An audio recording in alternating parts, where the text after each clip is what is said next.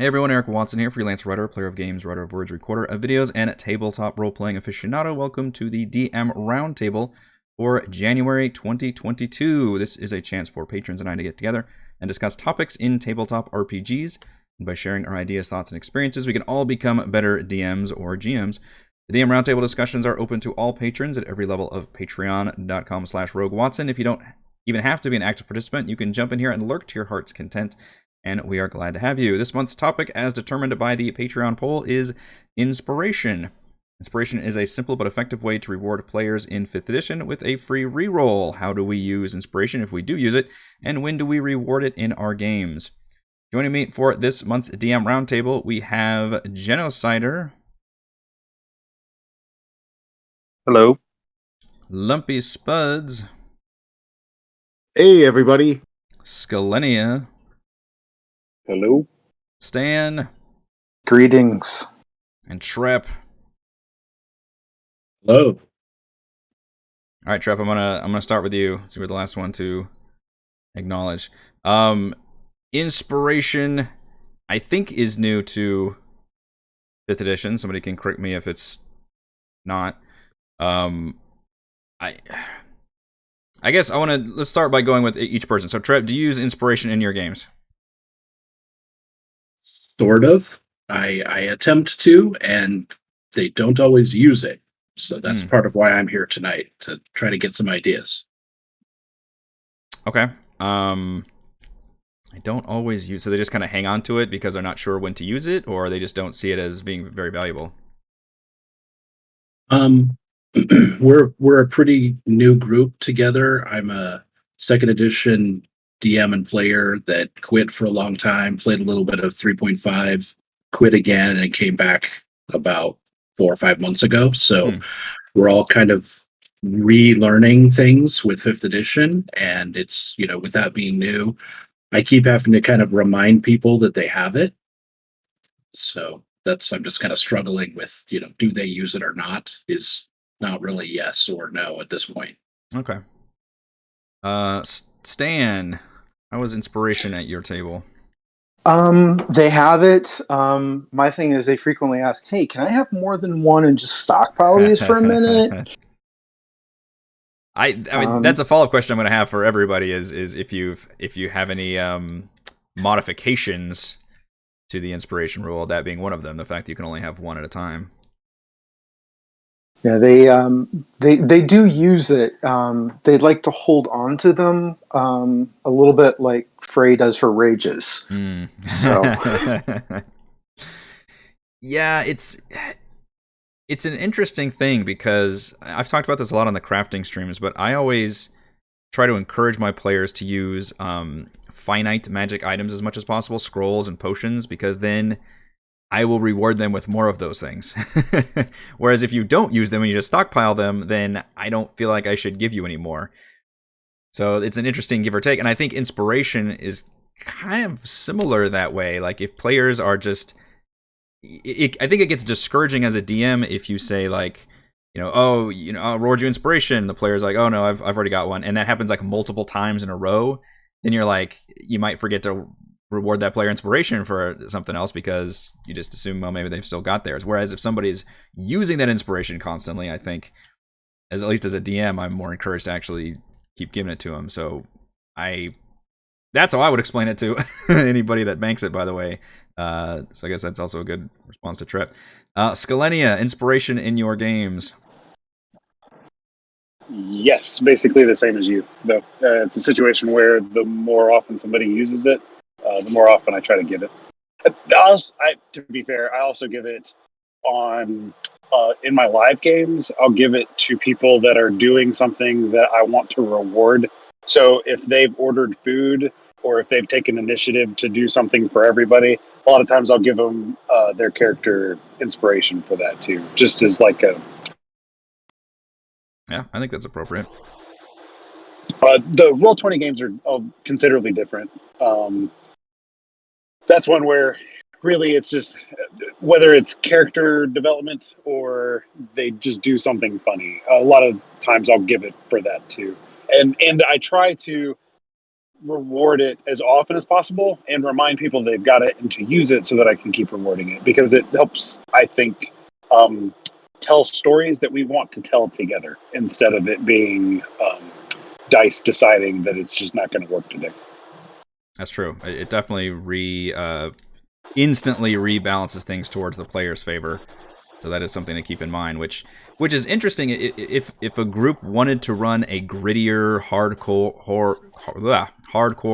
I'm trying to say Souls-like, that's an overused term, but just a non necessarily lighthearted fun, but more like a gritty realism kind of game, inspiration probably wouldn't be a great tool to have because it just instantly gives free rerolls. Versus if you wanted to run a more extreme beers and pretzels kind of game, then I could see doing a lot more inspiration. I could probably stand to do more inspiration. I think I probably don't do it nearly enough. In fact, I literally went over the Dungeon Master's Guide to look up the section on inspiration. It literally says on page 240, as a rule of thumb, aim to award inspiration to each character about once per session of play.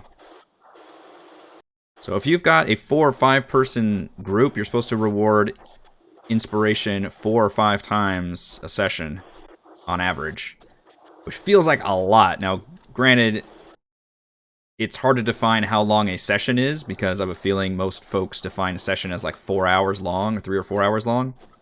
And with my group, I don't think we've even gone to 3 hours much in this entire campaign, so our sessions are a little bit shorter. That still feels like a lot of inspiration, to a lot more than I would normally reward. So maybe I need to step up my inspiration game. Lumpy Spuds, tell me about inspiration in your games. I give it liberally in my games, but my players use it sparingly. So usually I'll just say a lot of times, if you don't already have an inspiration, you can mark it. And that will usually have my players then say, oh, geez, I should have used it, or something like that, you know? Yeah, it seems to be a common problem. I haven't noticed it too much in my group. I feel like my players generally use that inspiration, even if it's just something simple like, oh, I just really wanted to hit that guy. Then I'm going to roll, just against a minion or something. Like, oh, I'll just roll my inspiration. So I don't know what advice. I also like to give it whenever the players all work together and give group inspiration. Everyone can mark inspiration because you all work well as a team. That's a good idea. That is a really good idea. I like that tip. Like maybe if they all plan like a heist together, or they just all whatever they're like, maybe a social situation or something they're doing, or maybe even just a cool combat maneuver everybody's involved in, but something that fosters teamwork. I could see that being a very rewarding move. Genocider, tell me about inspiration in your games. Actually never used it as written in the book. Ooh. But it's there. So what is your inspiration? So the only time I've ever dealt with it, it's been a modified thing where the DM gave it as like a bardic inspiration. So it was like a plus 1d6 to any roll. Oh, so they nerfed inspiration quite a bit. Yeah. Interesting. How did the players feel about that? I mean, I think we were all new to the game, so it didn't bother anyone. But he was pretty liberal with giving it out, so. Interesting. That's definitely a nerf. You might not have known because you hadn't seen the baseline inspiration, but normally inspiration is a straight up reroll, which is one of the. I mean, it's having advantage on something, or even technically super advantage, because you could technically have advantage on something, still not achieve what you were trying to do, and then use inspiration to gain another roll. So it still works that way. That's interesting, changing it to a bardic inspiration. I wonder if somebody just got annoyed with how powerful inspiration was, but still wanted to give it out a lot, maybe? I don't think I would. So let's jump into that then. Has anybody made modifications to inspiration mechanically, aside from the bardic inspiration we just heard? I hadn't heard of that. I feel like you did. Oh, please. What did I do? Yeah. I don't think it's like a straight up reroll. I think in the book it says it gives you advantage, and like you have to declare it, I guess, when you make a roll. Have I been reading this wrong the whole time? But I think the way you do it is better. Like I think that's awesome. Oh, Like, just giving just being additional. an Yeah. Yeah. That's a modification that I would do if I was a DM. Well, What's funny is I guess I've done it the same way. Yeah. As far as I had a character who was in Tomb of Annihilation, and I changed one of the rooms, and it kind of went south on him, and I gave him advantage on the roll, and it went south on him, and I didn't really want to kill him, and he had inspiration. Which I reminded him of. He used it, and it still failed. So after 3 rolls, the character died. It was just part of it at that point. That character's meant for death then.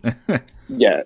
But what's funny is that as you guys were sitting there talking about it, I was like, I guess I've been doing it wrong too then, because I definitely will give inspiration on top of advantage. So yeah, I've just literally never. You just opened my eyes for a second. I never realized that. Same here. It's like, yeah, you want to roll 3 times? Go for it, man. Yeah, I've been using it. I've been buffing inspiration. I've been going the other direction. Interesting. It does say, as explained in the player's handbook, having inspiration gives a character an obvious benefit, being able to gain advantage on one ability check, attack roll, or saving throw. Yeah, so I guess if you already had advantage by the book, inspiration wouldn't do anything for you. So yeah, I do like my way better. Inspiration should be better. It should be on top of. That's what. Maybe that's why my players use it more often. I don't know. But yeah, to me, that's the most powerful thing you can give is just a carte blanche, even if you had advantage, whatever.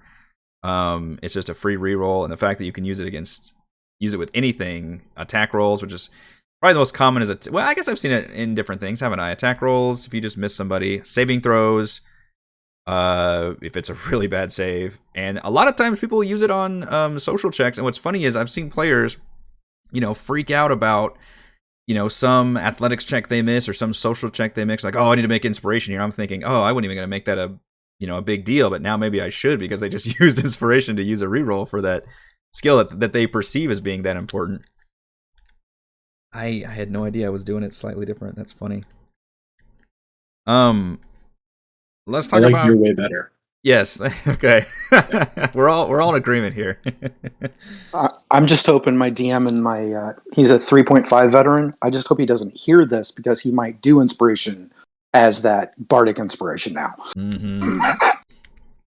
I guess I could see. Well, okay, Genocider, did the inspiration ever scale up like bardic inspiration does? Did it ever go from like D6 to D8 to D10, or was it always just one die? We never got that far along in the campaign, so it stayed at D6 the whole time I played. Okay, because I could see that at least being a little bit better. There's some abilities. I know we talked about when we did the feat DM Roundtable that I like introducing dice to it, especially with something like the like sharpshooter. I wish that was a die roll rather than just a flat damage. But with inspiration, it's already a dice roll, right? The whole thing is a die roll. So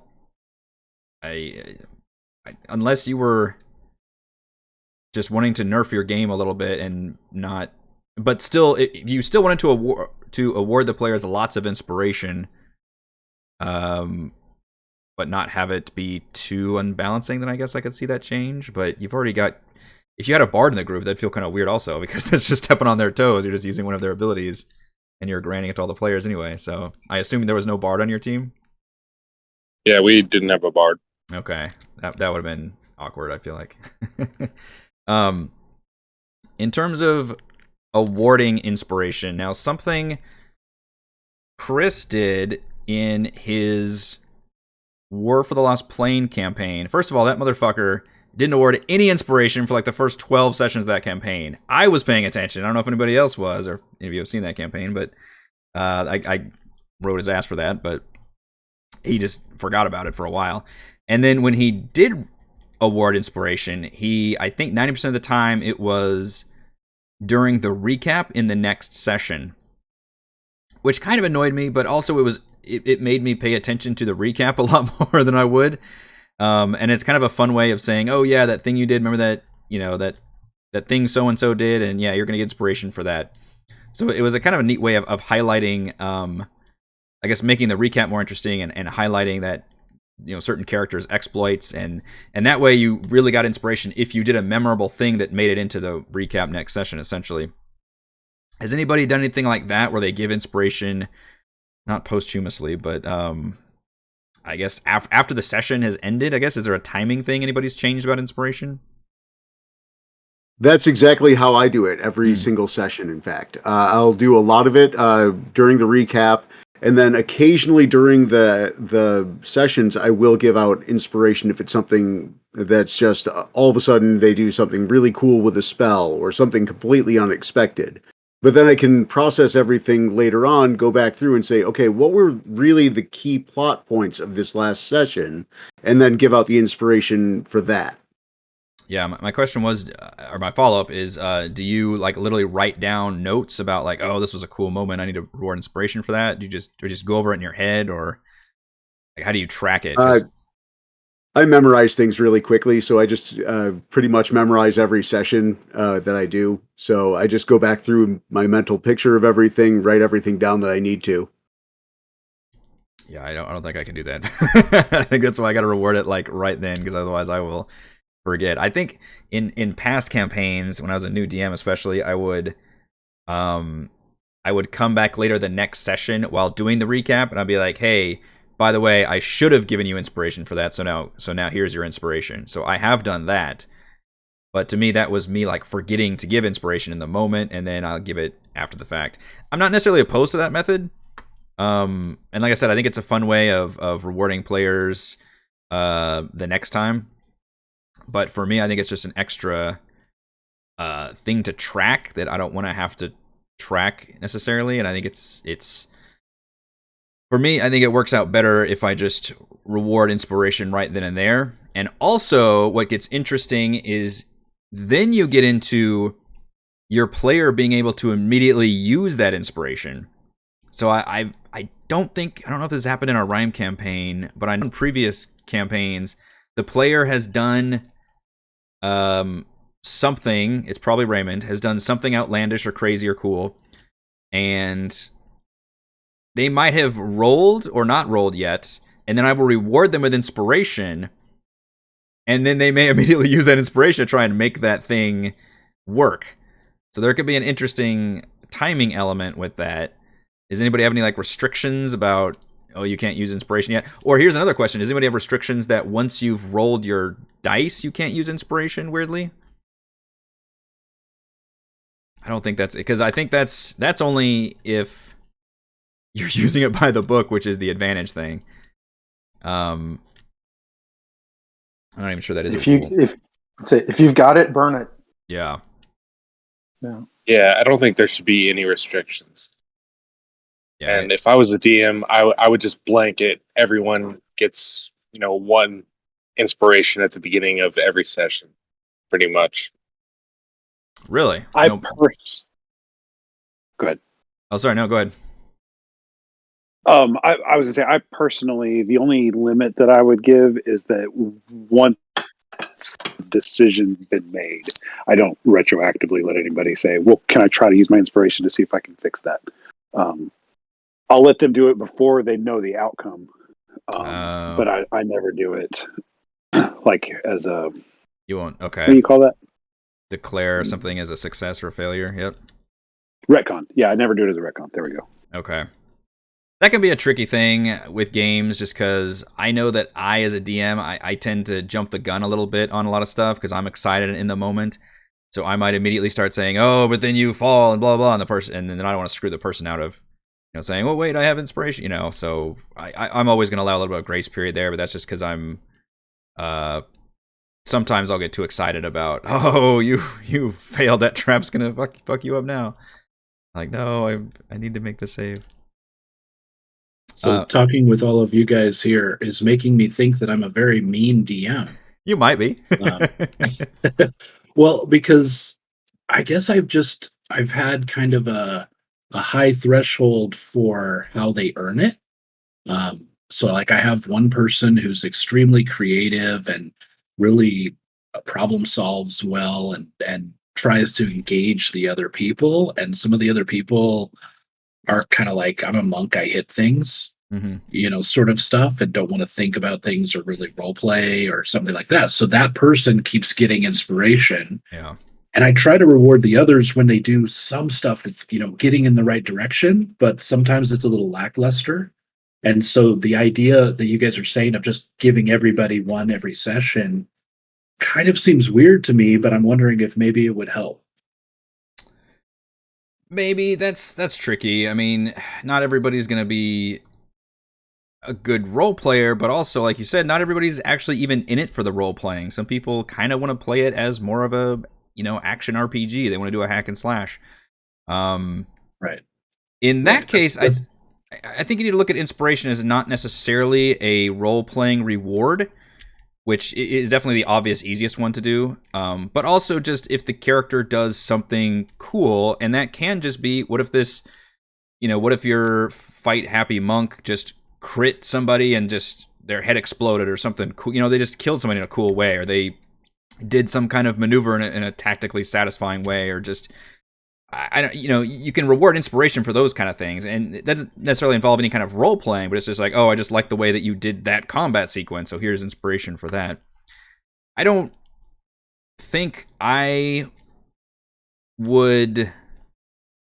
I don't actually know what my stats are. I keep track of inspiration, but I'd have to do the math on it.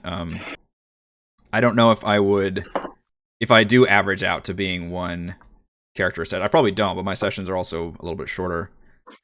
And I'm probably bad about forgetting some characters and rewarding others too much, because I think it's easy to reward the role players, especially if they're the ones that are chatting a lot and making those meaningful narrative choices. I think it's easy to reward those players with inspiration.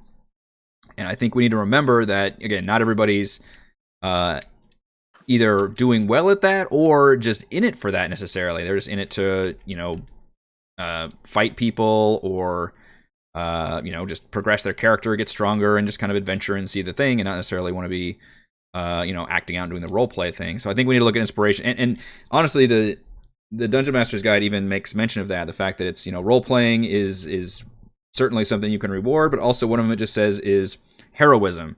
So if somebody just does any kind of feat of heroism, which could just be a cool maneuver, like the monk, I don't know, does a big running and jumping maneuver and lands in the middle of a bunch of bad guys, and you're just like, oh, and does like an attack from there, and then if they don't want to describe it, you could describe it as a cool, narrative moment, and like that's just, even if they don't hit, you could be like, oh, that you get inspiration for that, and then that's what I'm saying. If you give them right there, then maybe if they miss that attack, they can use that inspiration immediately to try and get them their chance.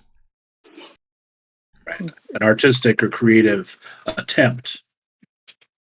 Yeah, exactly. I will absolutely reward that. I mean, that was Raymond's whole thing with George, is like he was constantly doing these crazy outlandish like maneuvers. Basically, it wouldn't necessarily like role playing a lot of the time. Sometimes he would, but in Rhyme is role playing, but in Tomb of Annihilation, it was more doing a lot of just cool combat maneuvers, and a lot of those I found were just very rewarding and fun. It's Grabbing DM's little creatures and running. Mhm. I'm actually DMing Tomb of Annihilation right now. They're going to be getting to Camp Righteous on Saturday, and so I've been watching your videos with that. Mm. Yeah, it's a DM's opportunity to reward the behavior you want to see again.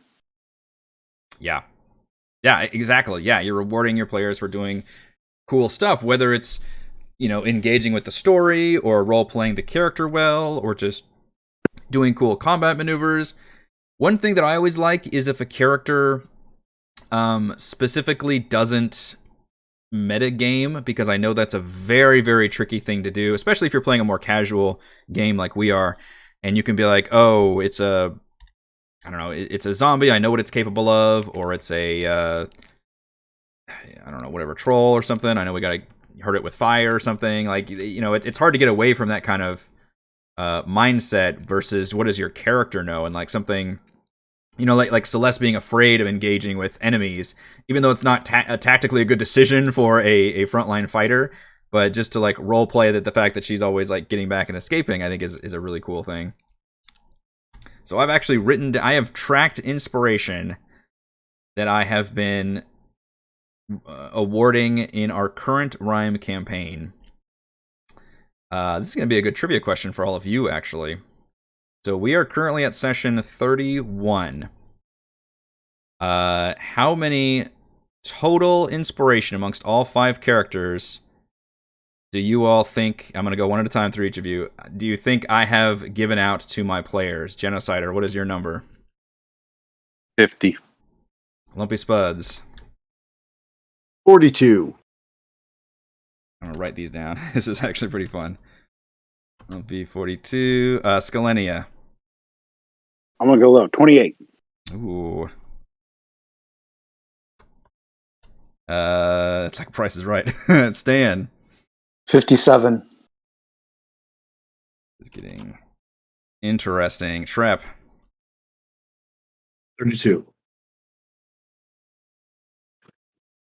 The closest is, boy, you guys fucking under.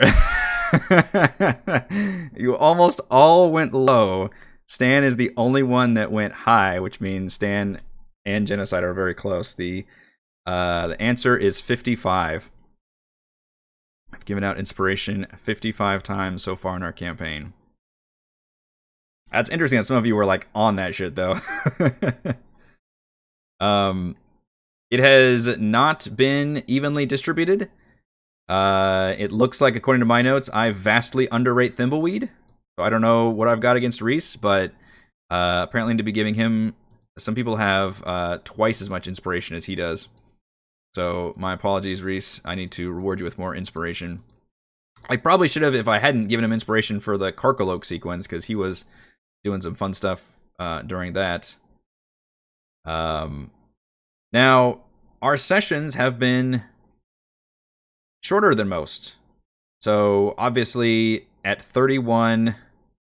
God, what's the math right there? If we've hit 31 sessions and the DM guide says, hey, you should reward everybody inspiration once per session, that's 150? Is that math right? 150 inspiration? So I'm way under that.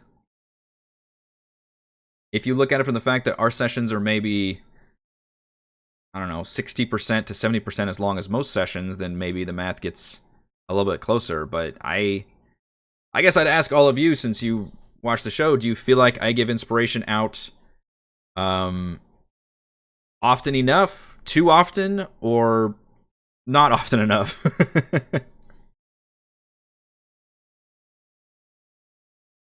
I would say you're rewarding the style of play you like, and you enjoy the craziness of the George-esque maneuvers. Mm-hmm. Some of those things, or taking extreme risks. Once again, going to Raymond, of Prince Dearth undercover for almost 4 sessions now. Yeah. Of doing some of those crazy things, and then if he drops a genocider tagline in there, he's getting it.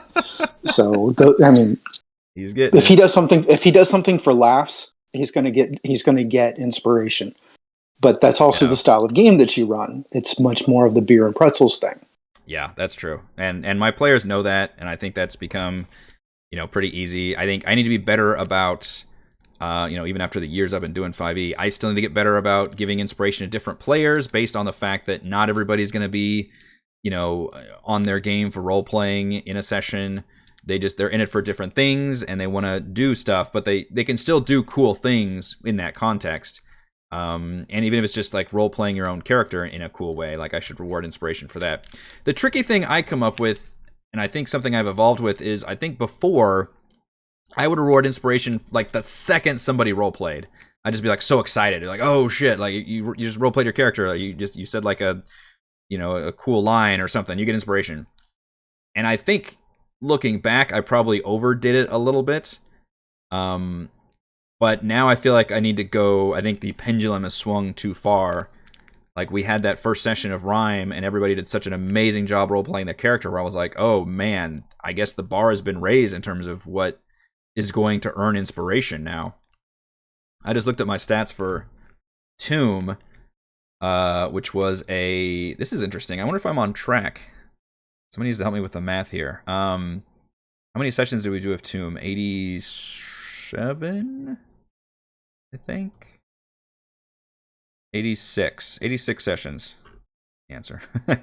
I'm not gonna make you guess this one because that's gonna be really tricky, but there was a total of 128 inspiration given in 86 sessions. I don't know how to math that out, but I don't know if we're on pace or what the difference is there, but if you want to know those stats, there they are.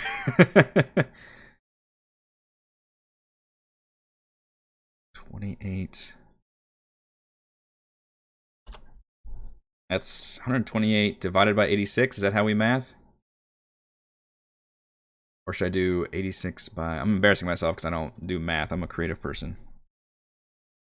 I think you're right on the math. I think the first one was right. Yeah. It's about 1.5 is Yeah. like per game is what it ends Per up being. game. Boy, I was stingy. That's real stingy. A 1.5 inspiration awarded for a 3-hour session. Holy crap. So yeah. So I guess you're a mean DM too. I guess I'm a mean DM too. Yeah. That does feel really low. And like I said, I think originally I was so so happy to have players role play everything that I would reward inspiration at the drop of a hat, but then I think I got a little more stingy about it. But boy, I need to start giving that stuff out more. The other thing I think is that inspiration does very quickly balance things in the player's favor. And we can talk about this on a combat balance thing, but 5e is very much player heavy friendly, I think, in terms of the design of the creatures and just the adventure pacing and everything, which is great for me because I like to run a heroic game with the players generally kicking ass, but I think if you reward inspiration too much, you might have to compensate for that because the players will rarely fuck up because they've got the inspiration to back it up. So that might have been in the back of my head, is that if they're kicking ass a lot of times, I might hold back inspiration, which is kind of shitty. I probably shouldn't do that. To just make the game more challenging. I feel like rewarding inspiration mid-game is hard because, something happens and it's cool and you want to describe it, and you want to see what happens. And it's hard to think, I got to give this guy inspiration, That's true. Yeah.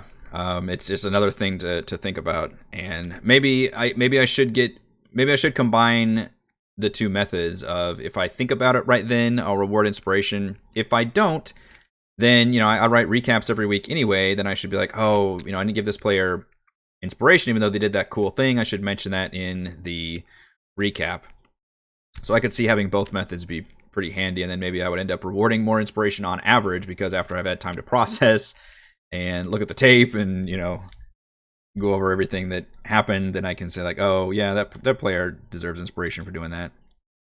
I think that's why we did the blanket inspiration at the beginning of the session for everyone, to kind of encourage people to try to do cool stuff. And then you could also get it like mid-session. Okay. Yeah, so it's like, hey, if you're not getting it, that also helps if somebody isn't getting it normally. That still lets them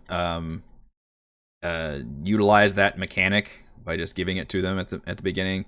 I hope that doesn't undervalue it too much or oversaturate things by giving everybody inspiration automatically. But that's not a bad method. Yeah, it definitely became like a resource you could count on. So although yours was the less powerful inspiration too. Let's yeah. Remember about that. That was only a D6, which that can still be useful, but it's not the same as a full-on reroll. Although I guess, see that. Sorry, it was a D6 that you added to your last roll. Yes. Okay. That would be interesting to average out. I wonder what would be more helpful versus a complete reroll. I mean, a reroll is pretty swingy. Yeah, well, yeah. Kind of go either way. So yeah, that's true. Yeah, I wonder what that. Somebody's done the math on that, I'm sure. I've encouraged my players to recommend inspiration several. Like for they other thought players? something was cool, but a player, I would encourage them to recommend it to help remind me, because I've got so much stuff while I'm running the game.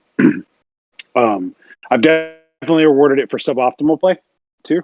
If somebody's doing something definitely detrimental or dangerous to them, I've rewarded it in those situations. There was something else that you guys just mentioned that made me think. This is loosely related, but there's something that I had seen from, I think it was Sly Flourish, called Theatrical Advantage. Shout out to Sly Flourish. That was to like replace inspiration. The idea being is that for players who aren't role playing much, can go through an elaborate description of how they do some type of attack, and then that, based on how involved they are with the decision, it would encourage advantage, or they might get advantage on the attack. So it's like a watered down, weird version of inspiration. And I always thought that was an interesting idea. So that is an interesting idea. We have, and maybe I based it off this, something called cinematic advantage. Yeah, that's the word. Okay. Cinematic advantage. I think I literally probably stole that from Sly Flourish. Awesome DM, by the way. I like watching his stuff. I don't think we've ever engaged with it, because I added my house rules. We talked about it in session 0, then like probably never thought of it again because it's a new thing. But yes, and that was also born of the fact that Raymond would often do these like incredible feats during combat, and then this was a way of kind of mechanically doing it. I'm trying to look up where my own house rules are. Yeah, there we go.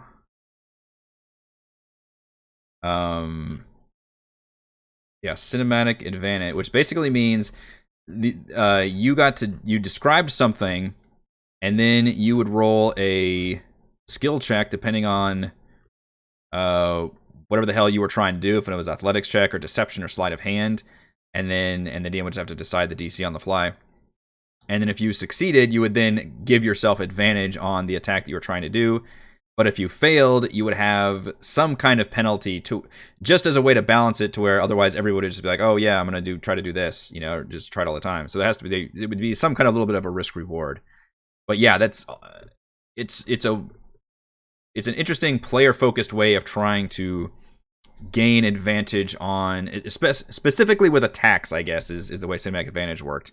Is you were trying to do some kind of cool, flourish or sliding down the banister or something neat, and that would help you gain advantage. I do like that system. I need to remind my players about it, because I put it in the house rules. We went over it in session 0, and then promptly have never done it since then. It's easy to forget situations like that, especially when everybody's excited and moving forward. So yeah, for sure. And it might, and maybe it ends up being a little fiddly, because we have to stop, and the player has to roll a skill check. We have to do a little bit more, and I have to come up with a bunch of on the fly stuff. I just don't know, because I haven't tried it in the field yet. It's just been sitting there as a rule we haven't engaged with. But I do like that method. That's why I put it in the house rule. I thought that would be really cool.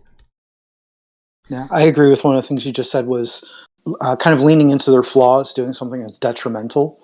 I had a player at my table that excelled. If they were going to get inspiration, that was one of the ways they were going to do it, is they paid very close attention to what their, the ideals, bonds, and flaws that you roll up at character creation and half of us forget about. Mm-hmm. They leaned into their flaws big time.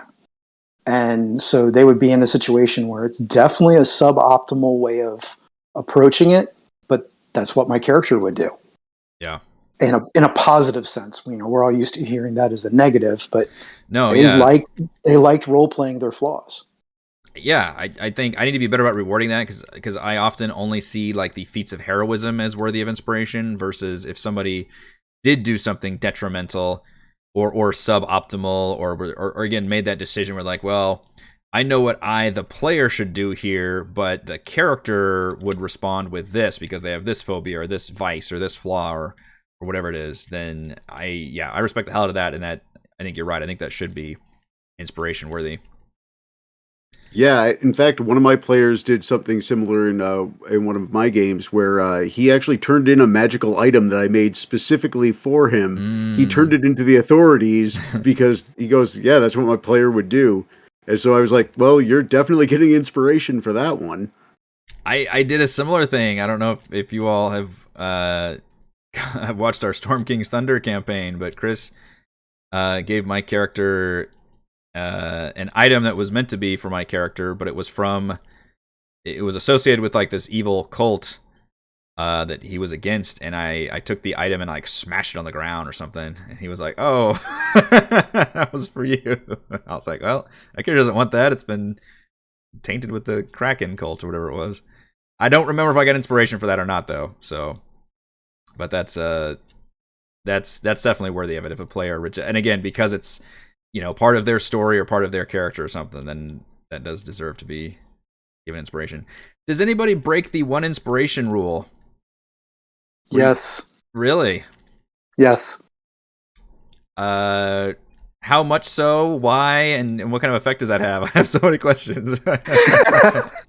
So I give out inspiration basically for three reasons. One is, you do something that is detrimental, kind of like that role-playing thing, leaning into your flaws. Coolness sometimes, but the other one is it's a cheap DM birthday present. Here you go. You have inspiration for the night. Mm-hmm. And that's when it stacks. Birthday inspiration stacks on whatever you've got. So that way you can have 2. Okay. Interesting. And the third way I give inspiration is if you can break the DM, you get inspiration. Okay, what do you mean by break the DM? Do something that's completely crazy. If you do something in the game that can make me, because I can do a pretty flat affect, you know, like I'm DMing, I'm not going to crack a smile, I'm not laughing, I'm I play a rather serious game in this one, and they will try to do things in the game to see if they can bust me up laughing, and if you get me laughing, yes, you're getting inspiration. I wouldn't last a second. That'd be there's some dark themes in this one campaign that we're running, and it's like, yeah, they will occasionally it's almost like they conspire against me outside a game or something, I don't know, and see if they can set up a scenario where they get me to bust up laughing. That's fun. That's funny. It's like a ongoing joke, though, like an in-party joke to try to make it happen. Mm-hmm. But you don't find that imbalances things to any degree or anything, having possible stacks of inspiration? What I've noticed is the higher the level, these guys are currently 10th level, almost to 11th. They use inspiration less because they don't need to. You know, they're heroes. Yeah. They walk into town and they know, yeah, we're the good guys, but if we wanted to, we could level this place. You know, they have fear when they go like underground. And it's like, oh, yeah, we're now in a combat theater. We have to behave ourselves because he will kill us. Okay. The expectations of the game world. Yeah, it's like in town, they've had a few pretty serious encounters in larger cities, but they know if they're in a small village, come on, guys. You know, we're 10th level characters. Half the Sword Coast knows who we are. This isn't going to be a problem unless, old Gnawbones shows up and starts trying to eat half the town. Then we have a problem. There's a weird disconnect between how powerful player characters get compared to the average human being in the world. It's really unsettling. The one thing I was thinking, the one thing I would consider changing is that maybe you can have 1 inspiration banked, and then if I were to reward somebody with inspiration, they could immediately use it if they were doing something right then and there. Like if they were in the middle of like doing another attack or doing a skill check or something. That'd be the only way I could do it is saying, if somebody said I already have inspiration, then maybe I could introduce a house rule where it's like, okay, if I give you inspiration for something, you could use it right then and there, with the impetus that it's going to help you do this thing. And then the other one, and if you don't, then you get inspiration, and you can just that's the one you can bank for the future. That's not something I'm gonna change in there. That's just something I've considered as being a possibility, especially if I wanted to up my inspiration giving out. I think it's time for our final thoughts with inspiration. I meant to go over more of the DM guide, but no, it's just those 2 pages. Okay, I think that's pretty much. Oh, the other thing I was going to mention, and I think Scalina, you might have said this, that there is a part in the Dungeon Master's Guide as a variant rule that other players award inspiration. has anybody have any rules about this or experienced this? Because I think in all of my years of doing D&D, I've never experienced this, except I think on the MVPC table, something I've got where somebody can roll something, and I think they get to award another player with either inspiration, or maybe they get to award a player with another roll, or something happened where they get to reward somebody else. But it's not the same as saying, hey, players, you can straight up reward other people inspiration.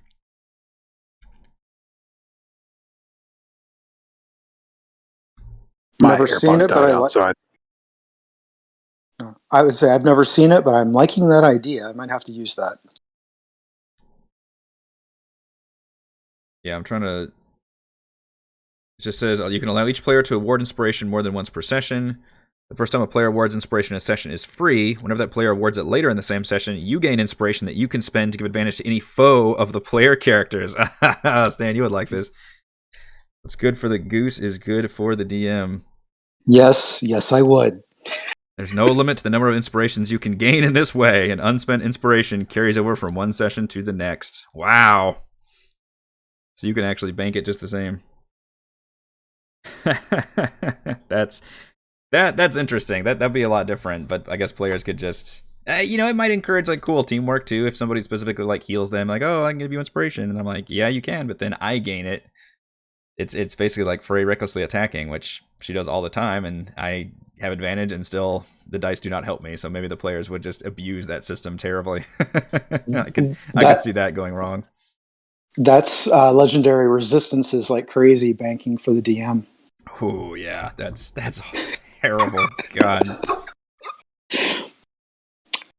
All right, let's do final thoughts for inspiration. We'll go reverse order, starting with Genocider. What are your final thoughts of using inspiration in your D&D games? Yeah, so I like it, even though we use the D6 thing. Mm-hmm. I think as written, it's very hard for the DM to keep track of who's got it, and awarding it like mid-session is tough too. But overall, I'm a fan of inspiration. I think it encourages good role play and cool cinematic scenes. Are you to follow up? Are you a fan of the bardic inspiration, or would you want to play with the other version or my version? Apparently. If I had to choose one, I'd probably choose your version. But all of them are benefits, so yeah.